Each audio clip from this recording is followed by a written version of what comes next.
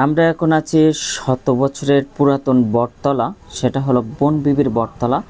আর আমার সাথে আছে সোহাগ আর সম্রাট, আর আমি আছি। তবে সোহাগের বাসা হলো ঢাকাতে, আর আমাদের বাসা তো আপনারা অবশ্যই জানেন সাতক্ষীরা জেলার শ্যামনগর থানায়। আর আমরা যে বটতলা আছি সেটা হলো শত বছরের পুরাতন বটতলা দেবহাটা।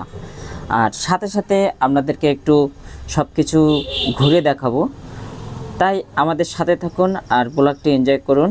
আর বটতলা সহ আমরা আরও একটা পর্যটন কেন্দ্র দেখাবো, সেটা হলো রূপসী ম্যানগ্রোভ পর্যটন কেন্দ্র। সো সাথেই থাকুন আপনারা আর উপভোগ করুন। আশা করি আজকের ব্লগ অনেক ভালো লাগবে। সো আমরা বের হয়ে গেছি এখন দেবহাটার উদ্দেশ্যে, যেটা হলো শত বছরের পুরাতন বনবিবির বটতলা। আর সাথে আছে সম্রাট, সোহাগ আর আমি তো আছি। সো আমরা বাইকে করে যাচ্ছি। আর বাইকে যেতে যেতে আমাদের কিন্তু পথে তার মানে বাইকে তেল ঢুকাতে হবে। সো আমরা পাম্পে চলে আসলাম, পাম্পে এসে আমরা তেল নিচ্ছি। সো 300 টাকা তেল নিলেই আমাদের আর কি আপ ডাউন হয়ে যাবে। সো সাথেই থাকুন। আর সোহাগের বিষয়ে আমি কিছু কথা বলবো, আর সাথে সাথে সম্রাটও কিছু কথা বলবে সোহাগের বিষয়ে। আর আমরা এখন কোথায় যাচ্ছি সেটাও সম্রাট বলবে। তো আমরা যাচ্ছি, আমাদের উদ্দেশ্য, আমাদের মেন গন্তব্যস্থল হলো দেবহাটা বটতলা, সেটা হলো বনবিবির বটতলা। তো সাথেই থাকুন আর ব্লগটি এনজয় করুন, আশা করি অনেক অনেক ভালো লাগবে।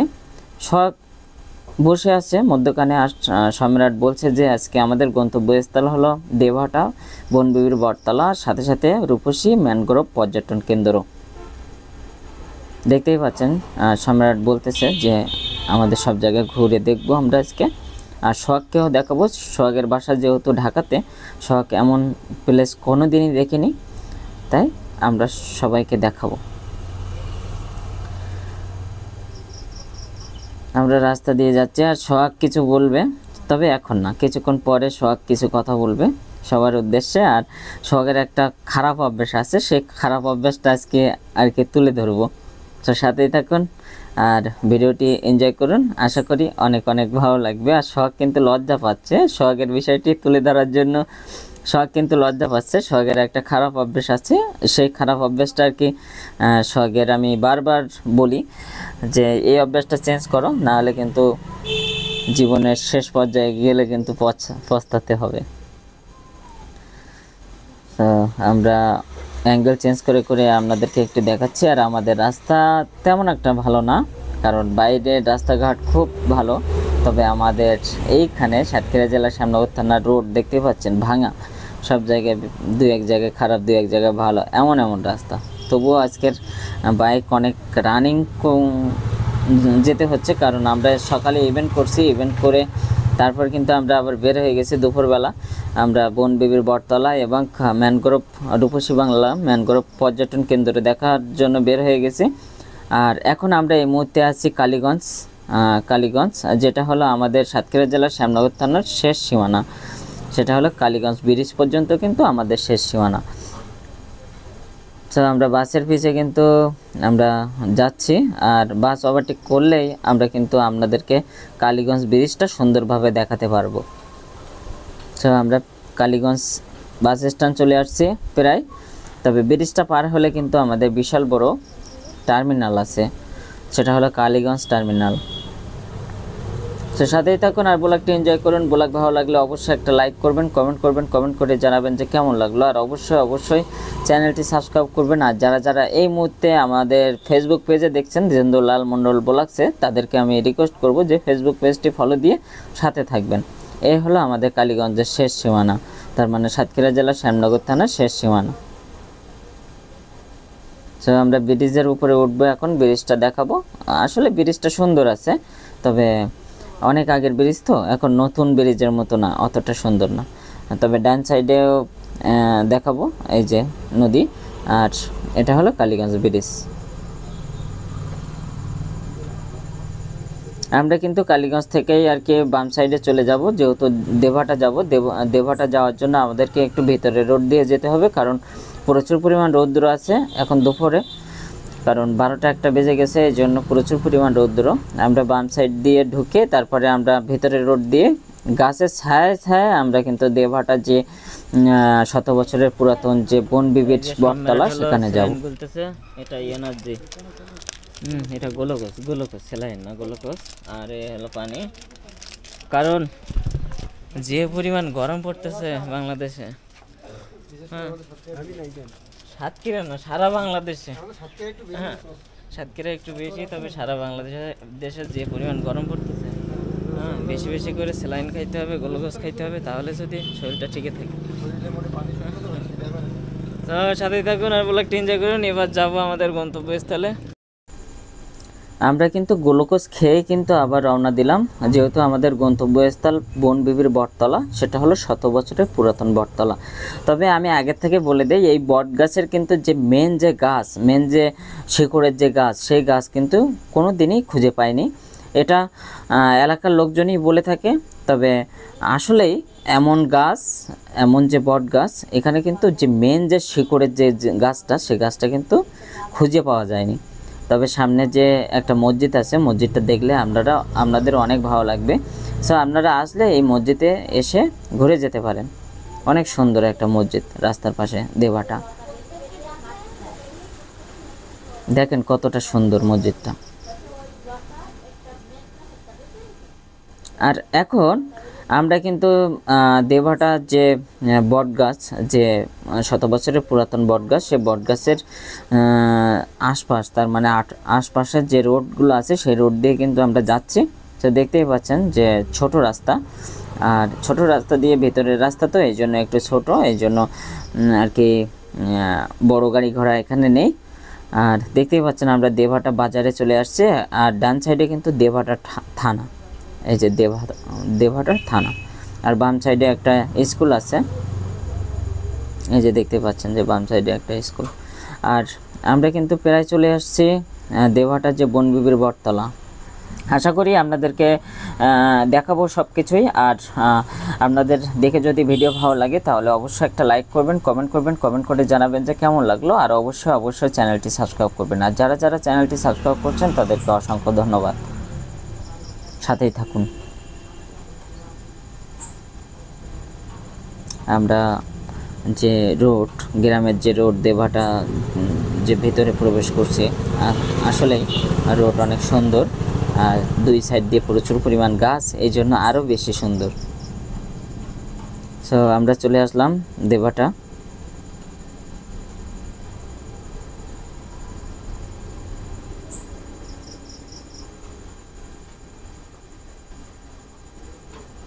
আমরা কিন্তু ডান সাইডে গেলাম, কিন্তু ডান সাইডে যে আমাদের ভুল হয়ে গেছে, কারণ আমাদের কিন্তু আবার বাম সাইডে যেতে হবে। এই যে বাম সাইডে আবার কিন্তু চলে আসলাম, বাম সাইড দিয়ে কিন্তু তারপরে আবার ডান সাইডে যেতে হবে, তাহলে আমাদের যে মেন গন্তব্যস্থল।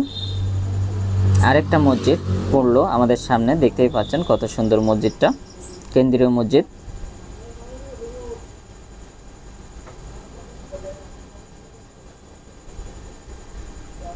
ভালোই লাগে। তার মানে বাংলাদেশে অনেক জায়গা আছে যেগুলো অনেকেই দেখিনি, অনেক জায়গা পর্যটন কেন্দ্র আছে যেখানে অনেকেই যায়নি। তবে আপনারা সুন্দর সুন্দর পর্যটন কেন্দ্রে যে ঘুরবেন, আশা করি অনেক ভালো লাগবে।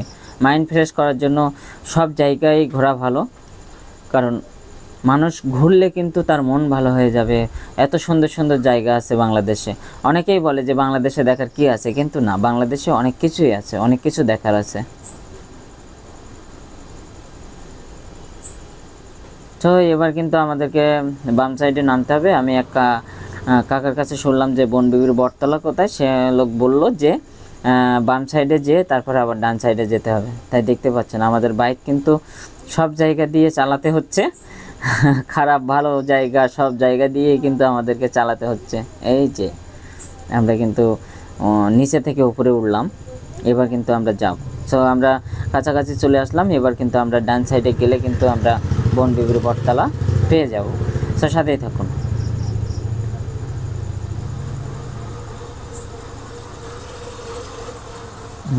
আমরা ঠিক গন্তব্যস্থলে চলে আসলাম। এখন কিন্তু আমরা ডান সাইডে গেলেই কিন্তু আমাদের সেই গন্তব্যস্থল কিন্তু পেয়ে যাব।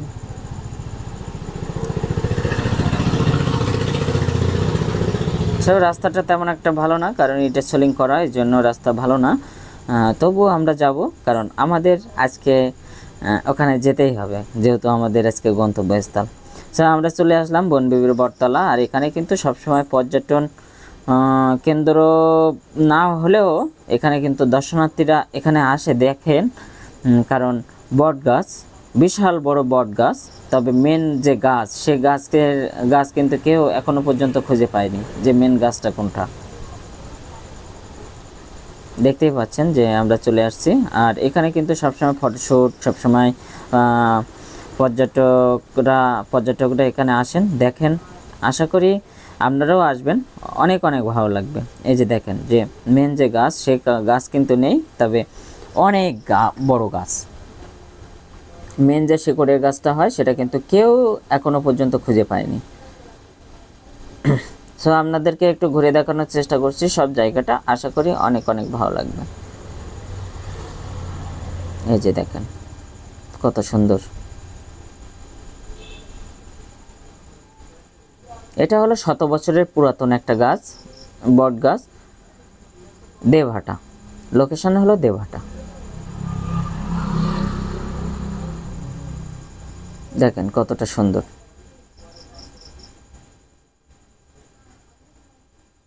অনেক পর্যটকরা এখানে আসেন, দেখেন, ছবি উঠান। আমরাও ঠিক ছবি উঠালাম, ভিডিও করলাম, ভালোই লাগলো দেখতে।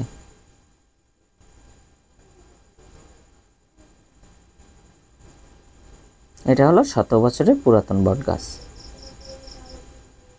আমি একটু আপনাদেরকে ঘুরে দেখানোর চেষ্টা করছি, সাথেই থাকুন।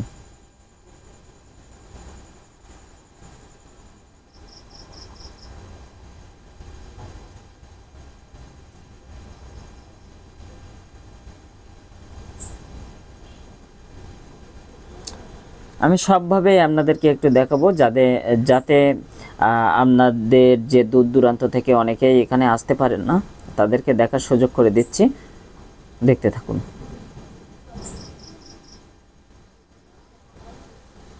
আমি একটু আপনাদেরকে ঘুরে ঘুরে দেখানোর চেষ্টা করছি।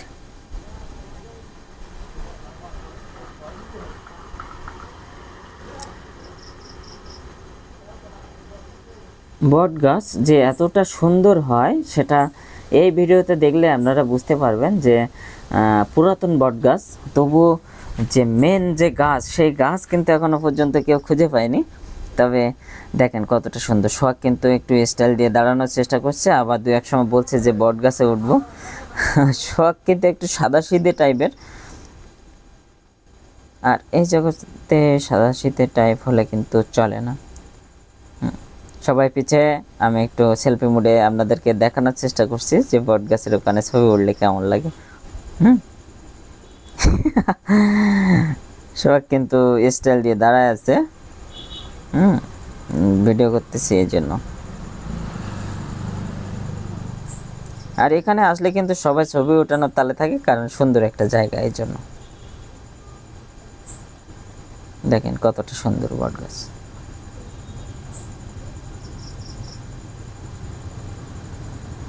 তবে বটগাছটা হলো শাখা উপশাখা সব ছড়িয়ে গেছে, এই জন্য বেশ ভালোই লাগে জায়গাটা। বিশাল একটা এরিয়া জুড়ে আর কি একটা বটগাছ।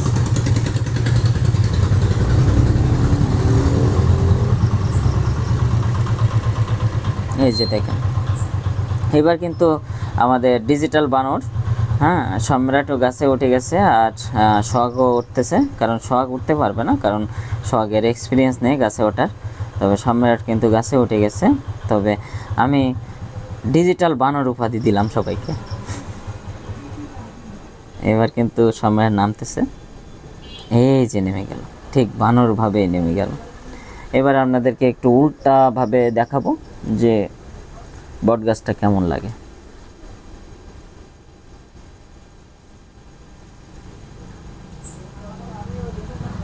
দেখছেন কতটা সুন্দর, আসলেই সুন্দর, ভালোই লাগে দেখতে। সো এবার আমাদের গন্তব্যস্থল হলো রূপসী ম্যানগ্রোভ পর্যটন কেন্দ্র। তো আমাদের বটগাছ দেখা শেষ। এখন কিন্তু আমরা যাব রূপসী ম্যানগ্রোভ পর্যটন কেন্দ্রে। তার আগে আপনাদেরকে একটু ঘুরে দেখাচ্ছি, আর চারি সাইড দিয়ে ঘুরে আপনাদেরকে একটু দেখাবো যে 100 বছরের পুরাতন বনবিবি বটতলা। তো একটু সামনে এগিয়ে আপনাদেরকে সুন্দরভাবে একটু ঘুরে দেখাবো। আমি কিন্তু আপনাদেরকে ঘুরে দেখাচ্ছি, একটু ফাস্টভাবে ঘুরে দেখাচ্ছি। তো আমাদের দেখা শেষ 100 বছরের পুরাতন বনবিবির বটতলা। আমরা কিছু ফটোশ্যুট করলাম, ফটোশ্যুট করে আমরা এখন কিন্তু চলে যাব রূপসী ম্যানগ্রোভ পর্যটন কেন্দ্রে। সাথেই থাকো, আমাদের দেখা শেষ, ছবি উঠানো শেষ।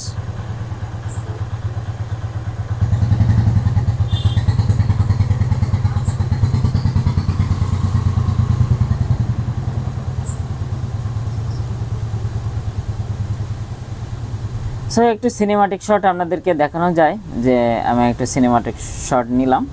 সো আপনাদেরকে দেখাচ্ছি, সাথেই থাকুন। চারি সাইড দিয়ে বট গাছ, অনেকে আসেন এখানে টাইম পাস করতে, অনেকে আসেন দেখতে, অনেকে আসেন গল্প করতে, অনেকে আসেন ছবি তুলতে। সো আমরা গিয়েছিলাম ছবি তুলতে এবং সাথে সাথে একটা ব্লগ করতে, আর সাথে সাথে আর কি সোহাগকে দেখানোর জন্য, যেহেতু সোহাগ কোনো দিনই এমন বটগাছ দেখেনি, সেই জন্য সোহাগকে নিয়ে আসলাম। আর যারা ঘুরতে পারেন না, যারা অনেক গ্রামাঞ্চলে যান না, শুধুমাত্র ঢাকা শহরে থাকেন, তাদের তো সব কিছুই অপরিচিত। তাই বটগাছ বলেন, কেওড়া গাছ বলেন, হ্যাঁ, সব কিছুই অপরিচিত।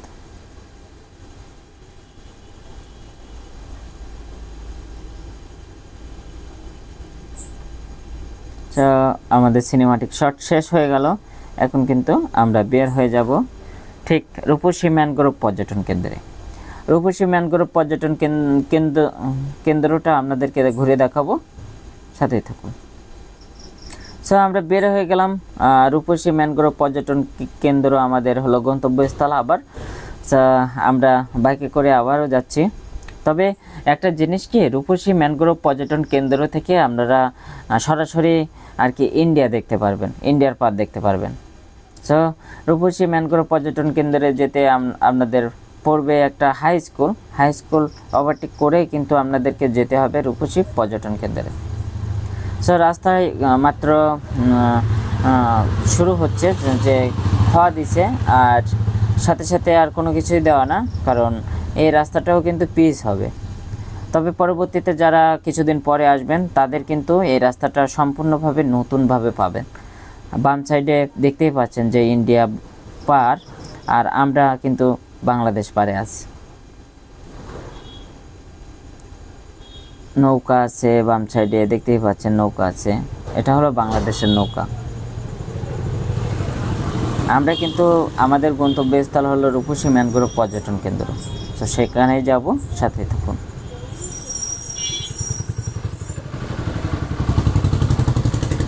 এখানে রাস্তা ভালোই আছে, তবে রাস্তায় বালি উঠে আছে, তাই প্রচণ্ড রোদে প্রচুর গরম লাগতে পারে আপনাদের মুখে, শরীরে, সব জায়গায়। দেখতে পাচ্ছেন নদীর পাড়, এটা হলো বাংলাদেশ পার। ওই সাইডে যেটা দেখা যাচ্ছে সেটা হলো ইন্ডিয়া পার।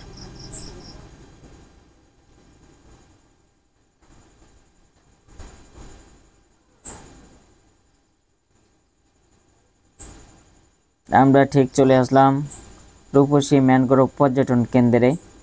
আপনাদেরকে ঘুরে দেখাবো যে রূপসী ম্যানগ্রোভ পর্যটন কেন্দ্রে কি কি আছে।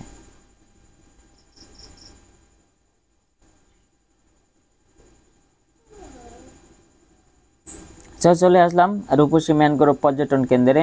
এই যে হলো রূপসী ম্যানগ্রোভ পর্যটন কেন্দ্রের হলো গেট থেকে টিকিট কাটতে হবে। তবে গেটে যাওয়ার আগে কিন্তু আপনাদেরকে বাইক বলেন, তারপরে প্রাইভেট কার বলেন, আপনাদেরকে পার্কিং করে রেখে তারপর কিন্তু এখানে ঢুকতে হবে।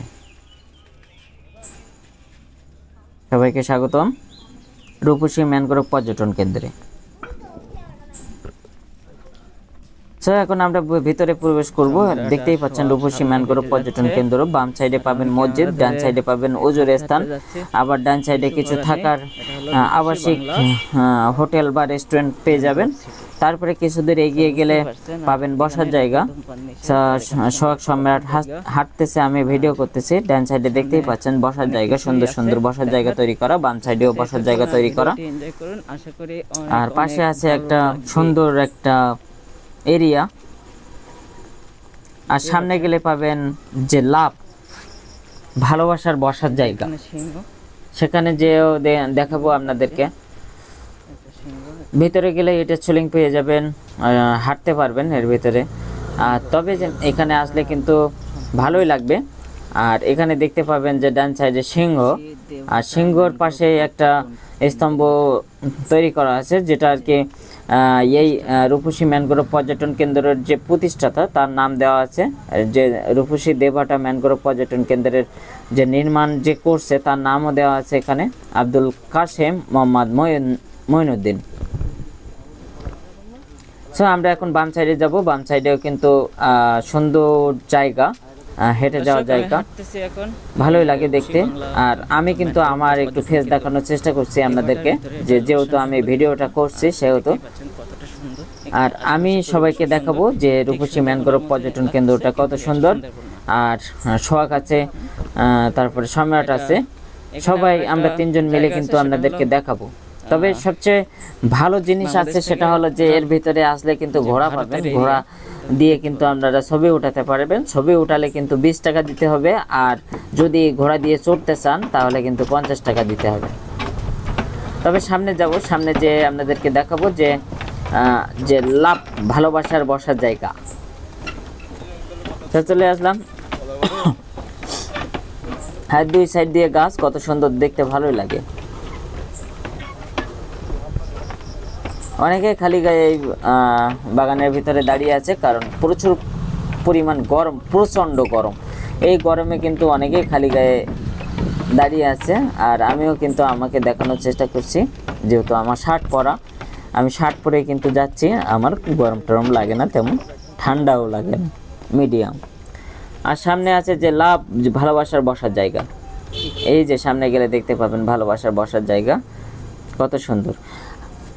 তবে এখানে কিন্তু কালো হয়ে যাচ্ছে, কারণ আমরা প্রচণ্ড রোদে, তার মানে দুপুরবেলা চলে আসছি, এই জন্য কিন্তু ভিডিও ফুটেজ তেমন একটা ভালো পাইনি। তবে যা পেয়েছি সেইটুকু আপনাদেরকে দেখানোর চেষ্টা করছি। তবে অনেকেই কিন্তু এখানে ছবি ওঠানোর জন্য শুয়ে পড়েন। তবে সোহাগও কিন্তু শুয়ে পড়ছে, মনে করছে ছবি উঠাচ্ছে, কিন্তু না, আমি কিন্তু ভিডিও করছি।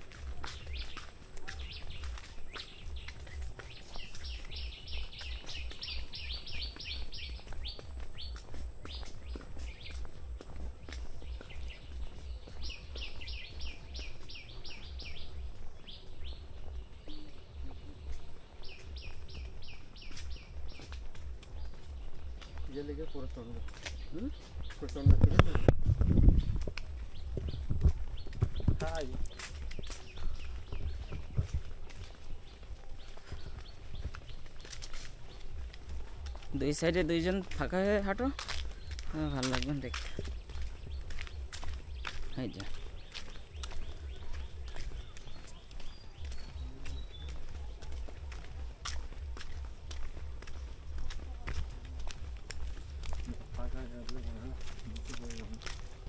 আচ্ছা, যে বিষয়টা আমি বলতে চেয়েছিলাম সেটা হলো যে সোহাগের কাছে যদি কেউ টাকা ধার চায়, তাহলে সে টাকা ধার দিতে চায় না।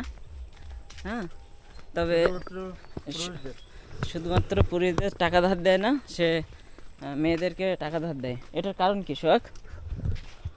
এটার কারণ কি জানি না। জানো না? ওই এদিকে তাকাও, জানি না। তুমি জানো না?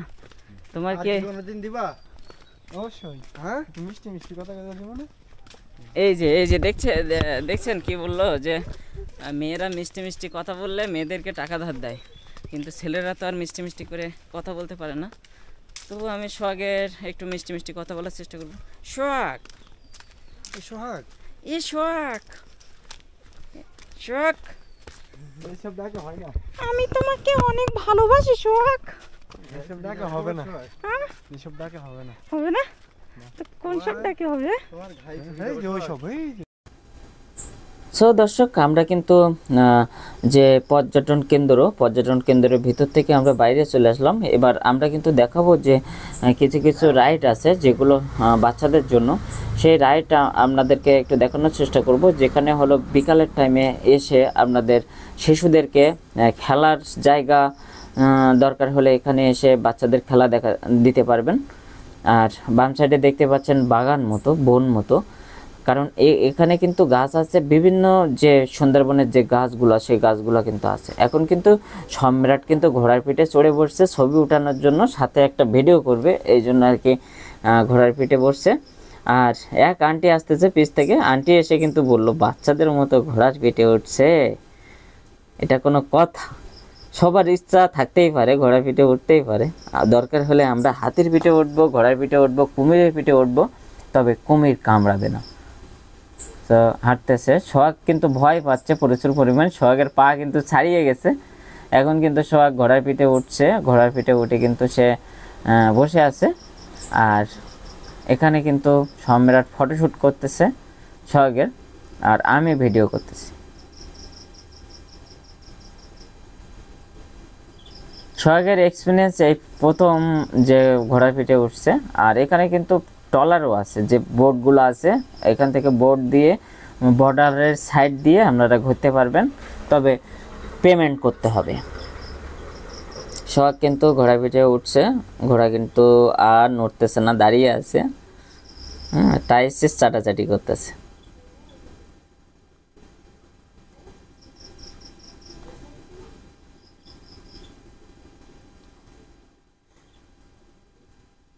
এবার কিন্তু সম্রাট আবারও ঘোড়ায় পিঠে উঠছে, কারণ আগের ছবিগুলো তেমন একটা ভালো হয়নি, এই জন্য আর কি নদীর সাইডে ঘোড়া নিয়ে বসে আছে। এই ছবিগুলো আবার উঠানো হবে। আর আমি কিন্তু ঘোড়ার মুখে হাত দিচ্ছি, কিন্তু ঘোড়া কিন্তু অনেক শিক্ষিত ঘোড়া, কোনো কিছুই বলে না, কারণ কি অনেক শিক্ষিত, অনেক পোষ মেনে কিন্তু আছে ঘোড়া। তবে ঘোড়ার মালিক কিন্তু যা বলবে তাই করবে, আর সেটাই হচ্ছে এখানে। আমার কিন্তু ভিডিও নেই, কারণ আমার ভিডিও সোহাগের দিয়ে করাতে চাইছিলাম, কিন্তু সোহাগ কিন্তু ভিডিও চাপ দিতেই পারিনি, যে ভিডিওর যে বাটনটা চাপ দিতেই পারিনি, এই জন্য আর কি আমার ভিডিও হয়নি। তবে সোহাগের ভিডিও আছে, সম্রাটের ভিডিও আছে। আমার আফসোস যে আমি আমার ভিডিও দিতে পারলাম না ভিডিও। তো আমাদের দেখা শেষ। ভিডিওটি ভালো লাগলে অবশ্যই একটা লাইক করবেন, কমেন্ট করে জানাবেন যে কেমন লাগলো, আর অবশ্যই চ্যানেলটি সাবস্ক্রাইব করবেন। আর যারা এই মুহূর্তে ফেসবুক পেজে দেখছেন তাদেরকে রিকোয়েস্ট করব যে ফেসবুক পেজটি ফলো দিয়ে সাথে থাকবেন। ধন্যবাদ সবাই।